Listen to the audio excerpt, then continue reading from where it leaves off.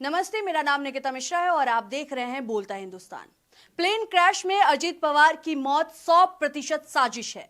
अजीत पवार का plane crash हादसा नहीं, सुनियोजित साजिश। अजीत पवार के भतीजे रोहित पवार ने विमान दुर्घटना में जताई घात की आशंका।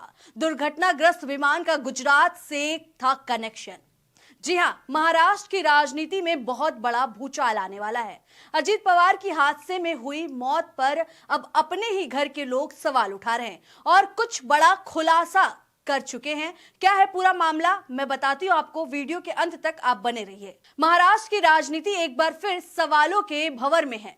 पूर्व उप मुख्यमंत्री अजीत पवार की विमान दुर्घटना में हुई मौत के बाद जो कहा जा रहा था कि यह एक हादसा है, अब उस पर सवाल उठने लगे हैं और ये सवाल कोई और नहीं बल्कि उनके ही परिवार और पार्टी के नेता उठा रहे हैं। एनसीपी विधायक रोहित पवार ने ऐसा बयान दिया, ऐसा स्टेटमेंट दिया जिसने महाराष्ट्र की नहीं बल्कि पूरे देश की राजनीति में हलचल मचा दी है।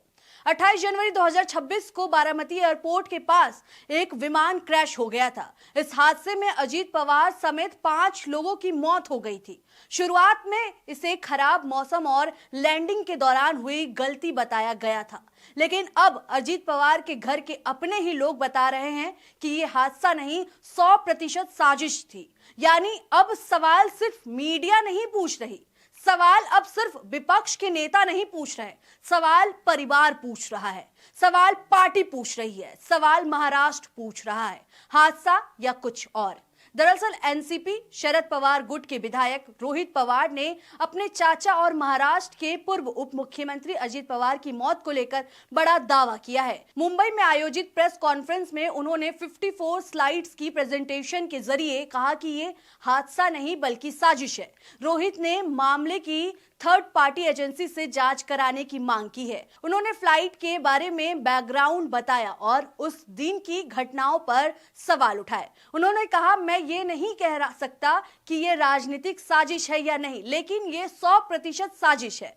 पार्टी के बड़े नेताओं के लिए इस घटना और इसकी जांच अहम नहीं है, उनके लिए सत्ता में अपनी कुर्सी बचाना ज्यादा जरूरी है। रोहित पवार ने बताया कि ये हादसा इसलिए चर्चा में है क्योंकि गांव की पंचायत के सीसीटीवी कैमरे में प्लेन क्रैश होने से पहले झुकता हुआ दिखाई दिया। उन्होंने कहा, अगर सीसीटीवी फुटेज नहीं होता तो सिर्फ सतही या अस्पष्ट जानकारी मिलती। इस फुटेज में जांच को नई दिशा दी गई है, वरना मामला दब जाता। वहीं रोहित ने पायलटों पर भी सवाल उठाया। उन्होंने कहा कि शुरू में 2 पायलटों को प्लेन उड़ाने की जिम्मेदारी दी गई थी, लेकिन सुबह अचानक पायलट सुमित कपूर को अकेले ये काम सौंपा गया। उन्होंने पूछा कि आखिरी मिनट का बदलाव क्यों हुआ।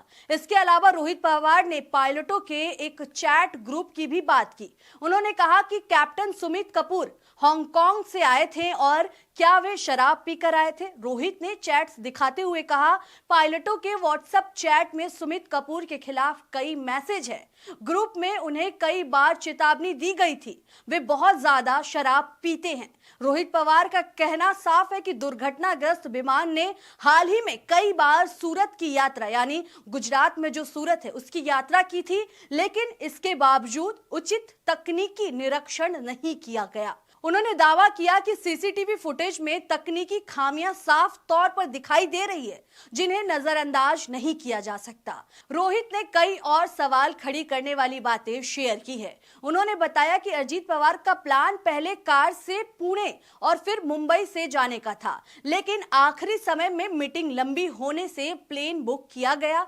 रोहित ने यह भी दावा किया कि विमान की कंपनी VSR के पायलट का पुराना रिकॉर्ड खराब था।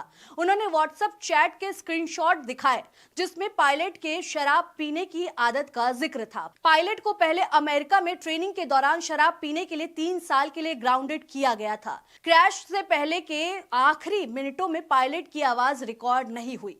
रोहित ने दावा किया कि ट्रांसपॉन्डर ट्रैफिक डिवाइस क्रैश से 1 मिनट पहले बंद हो गया।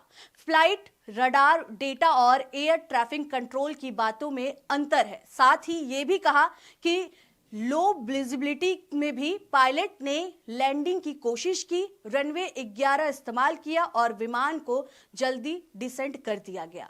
आपको बता दूं कि इससे पहले भी विपक्ष के कई नेताओं ने इस पर सवाल उठाए हैं। पश्चिम बंगाल की मुख्यमंत्री ममता बनर्जी समेत विपक्ष के तमाम नेताओं ने पहले ही कहा था कि ये एक साजिश हो सकती है। वहीं शिवसेना यूबीटी सांसद संजय राउत ने कोर्ट की निगरानी में जांच की मांग की है। उन्होंने कहा कि क्या अजीत पवार के पास भाजपा से जुड़ी कोई महत्वपूर्ण फाइलें थी, क्या हादसे में कोई फाउल प्ले है, और अब अजीत पवार के अपने ही घर के अपने ही भतीजे सवाल उठा रहे हैं, हादसे को साजिश बता रहे हैं। रोहित पवार का साफ कहना है कि दुर्घटनाग्रस्त विमान ने हाल ही में कई बार सूरत की यात्रा की थी, लेकिन इसके बावजूद उचित तकनीकी निरीक्षण नहीं किया गया।